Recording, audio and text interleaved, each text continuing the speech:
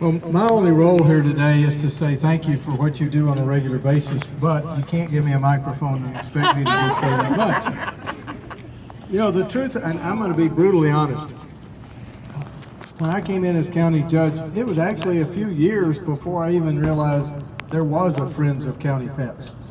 And that's unfortunate. That's sort of an indictment of me, but it's more an indictment of we haven't done a good enough job. And if you think about it, Harris County, bear with me, this is going to have a point. It's going to wander a little bit, but it's going to have a point. Harris County has the best emergency operations center in the entire country.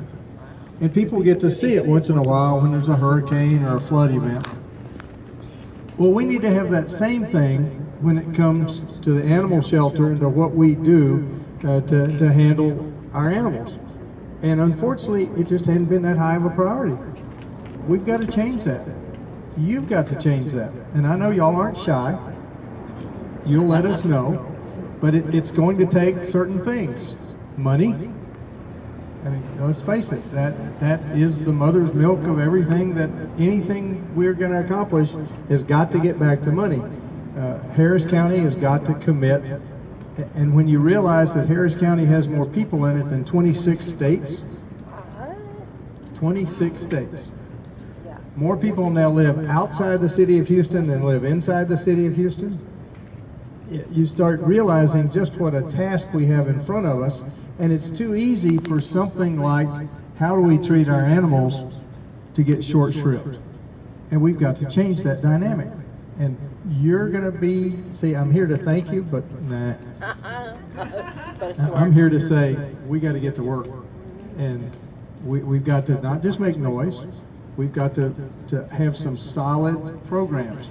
And when Pervez mentioned going around with Tama and Jan and others to see all these others, the reason we have the best emergency operations center in the country is because we saw what are the best practices everywhere else. And we brought those here. Well, we need to do the same thing when it comes to how we deal with our animals. We have good leadership, Dr. Shaw, Dr. White, thank you. And people do care. And I'll give you the classic example. I told you I was going to tie all this together somehow. During one of the floods, we lost 6 or 7 people through terrible tragedies and underpasses. And during that time, I got maybe half a dozen emails and phone calls. We had people abandoning apartment complexes, and you all saw pictures of them floating and trying to get their belongings out. Again, maybe a half a dozen phone calls or emails. But when I looked on television and I saw the 80 horses that were in danger of drowning, I turned to my staff out there and I said, the phone lines and the emails are about to light up. And they did. Now, it's a little interesting that people will react more to animals in danger than they do to humans, but that's a whole different philosophical question we could have. But frankly, we need to take advantage of that. We need to capture that. How many times have you been in a movie theater? People get shot, they get cut, and blood's all over the place, and nobody does a thing. You let a dog get hurt, and the whole movie theater goes, oh, this is terrible. So let's use it, because we all feel that way. Just this week, firefighters spent all day getting some puppy. I just saw the news report getting a puppy that had been purposely hit by a car, but getting a puppy out of a drain pipe. People care about their animals. And I think it really comes down to the helpless might not be the right word, but they can't take care of themselves. And so there's a feeling that, well, maybe people can take care of themselves, but animals can't.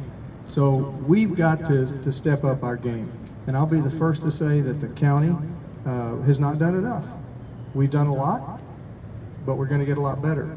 Because now that you realize that we're bigger than 26 states, we're the 3rd largest county in the United States, we need to have the best operation in the United States. It's just that simple.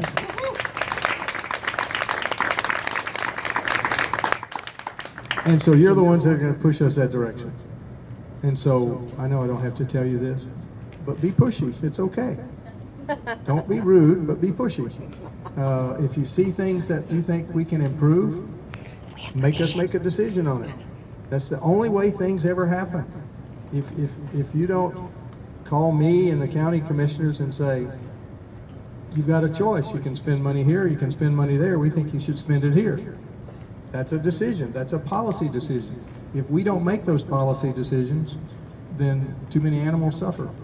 So let's all work on this together, and then ultimately, and I don't want to touch off a real riot here, ultimately we've got to find a way for things to be more consolidated between the city of Houston and Baytown and Pasadena and Harris County. Absolutely.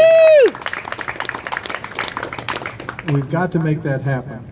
We suffer at the county level a little bit from, we can only do what the legislature allows us to do, but the legislature has clearly allowed us to do this. So, and there's no restrictions on it.